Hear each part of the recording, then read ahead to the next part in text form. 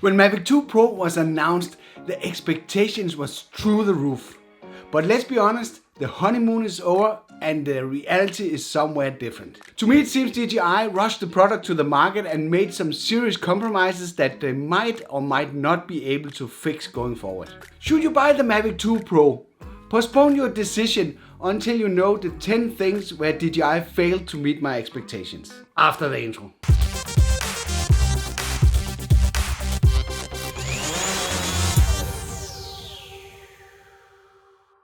What's going on and welcome to the channel. If you don't know me, I'm Henrik Olsen and I make weekly tips, tests and tutorials to help you get the best out of your camera drone. Consider subscribing, I promise you won't be disappointed.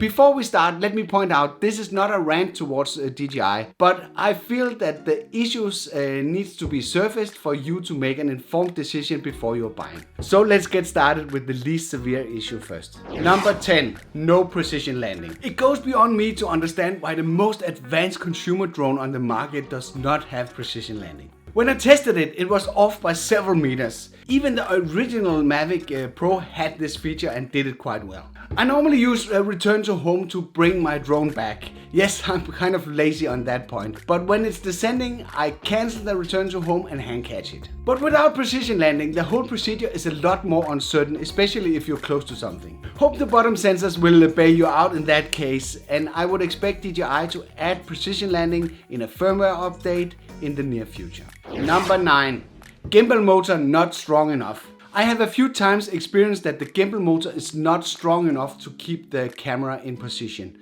If you back away from an object at high velocity and stops, the camera can be knocked out of position. It does not seem to be consistent, but it happened to me a few times. It does not prevent you from recording as you can just reposition the camera, but it's still super annoying. Number 8, default colors on standard profile.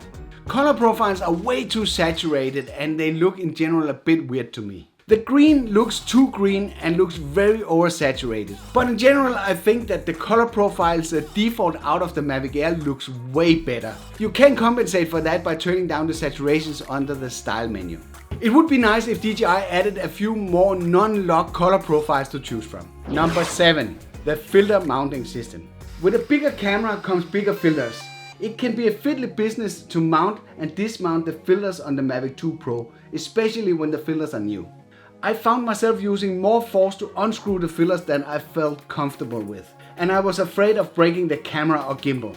Once they are mounted, they feel pretty secure, and with the variable aperture you don't need to change the filters very often. That's something that you had to do very often with the fixed focal length drones like the Mavic Air and the original Mavic Pro.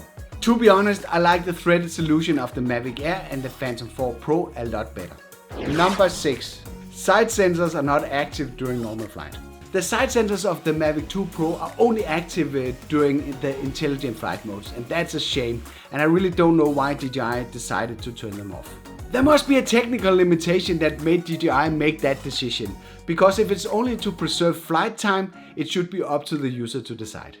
There are already numerous reports about users that have crashed their expensive toys because they forgot that the side sensors were not active under normal flight. User error will most say, but I will argue it's false security because this was one of the big selling points with the Mavic 2 Pro when it was announced that you got true 360 omnidirectional obstacle avoidance. I guess they forgot to say not all the time. Number 5. H.265 is pretty tough for most computers.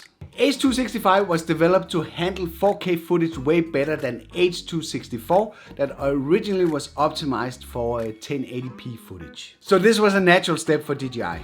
The H.265 is compressing by a factor 2 compared to the original H.264. This means that many old computers will struggle with smooth playback of H.265. I had to upgrade my 2011 iMac to high share to even playback the file, and after the upgrade the playback is still choppy. You need to be aware of that if you have an old computer. I put a link for a sample clip in the description below that is recorded in 4K H.265 so you can test it out yourself. Number 3. 1-inch Hasselblad is not on par. I was very disappointed when I discovered that the 1-inch Hasselblad camera was not on par with the 1-inch camera that is found on the Phantom 4 Pro in terms of details and resolution. This was first reported by Cliff Totten, that made a series of tests and jumped to the conclusion that DJI did not use the full 1-inch sensor by utilizing techniques like line skipping and pixel binning to prevent the 1-inch sensor from overheating.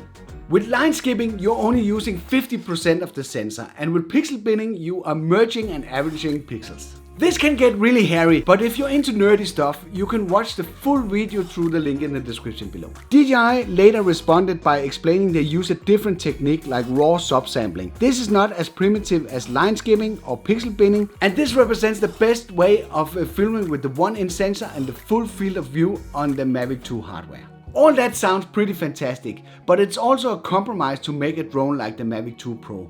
So if you did expect the Phantom 4 Pro level of performance, this is not what you're getting. Number 2, lens distortion. I discovered this on some of the first raw photos I took with the Mavic 2 Pro, that the horizon was bended. This was not happening on the live feed, and neither in JPEG, but in the raw files when inspected on the computer. Because RAW is RAW and they're not allowed to alter the output of the camera, because then it's not RAW anymore, it reveals the true nature of the optics. This is a typical behavior of a wide angle or fisheye lens where distortion increases towards the corners of the picture. This is the compromise made to cram in a 1-inch sensor in such a small camera housing. Let me make one thing clear, this problem will not go away by any firmware update that DJI will provide. You have to fix your RAW images for this issue every time you post-process them. It's not a big deal for me, but it might be for some. I would expect DJI to release a lens correction profiles for the most common photo softwares like Adobe Lightroom. That will make it less of a hassle. Number 1. Distortion only in some color profiles. Lens distortion is also a problem when recording video in D-Log-M or in hybrid log gamma, where you have to fix the video in post-production. The problem seems most dominant in 4K full field of view, as expected, as this mode uses the full sensor size. What makes matters even worse is that this is not visible on the live feed, it's only on the files stored on your SD card. So you won't even know something is wrong until you watch your footage. DJI has compensated for the distortion in H.264 normal mode and straightened the image in the drone. One could easily jump to the conclusion that this part was left out because of the increased amount of information generated by the 10-bit D-Log-M and HLG modes, and the Mavic 2 simply did not have processing power enough to compute it. This is not the case, as the 10-bit color profile none in H.265 has been corrected too. So the issue is only linked to hybrid log gamma or D-Log-M. I don't know why DJI decided not to fix these two color profiles. It's a mess and it does look like a half-finished product to me. DJI could at least have provided a 10-bit D-Cine-like color profile with lens correction. Is there something obvious that I'm overlooking here? Then let me know in the comment section below. Does this mean that you should not buy the Mavic 2 Pro? It depends if you can live with the issues mentioned in this video. I'm pretty sure DJI will address some of them, but the issues caused by the lens distortion will still be a problem. But aren't there any good things to say about the Mavic 2 Pro, are you probably wondering? Yes, it has a lot of good things going for it, especially if you're upgrading from some of the smaller DJI drones or from the old Mavic Pro. The OcuSync 2.0, the connection is really good. That's something that I really appreciate. Flight time is a blessing on both the remote and the aircraft. Side sensors, when they are active during the intelligent flight modes, that's a big plus. The new landing lights are both cool and practical. Overall, the form factor seems pretty cool and the gimbal construction seems pretty stable. It's probably right now the best compromise between performance and size. Variable aperture, it's so cool that you can adjust this in flight. The two different 4K modes that will allow you to switch between full field of view and HQ mode. It's like a zoom that you can switch between two levels. So that's pretty cool as well.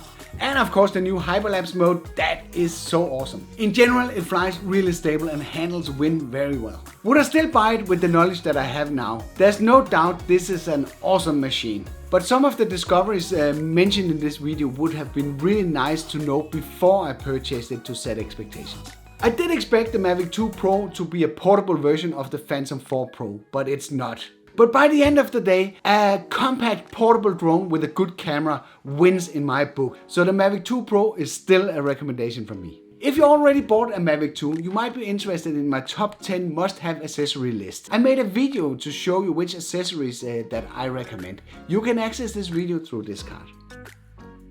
I hope you like this video, then give it a like. That makes it easier for others to find the video and gain knowledge before they decide to purchase a Mavic 2.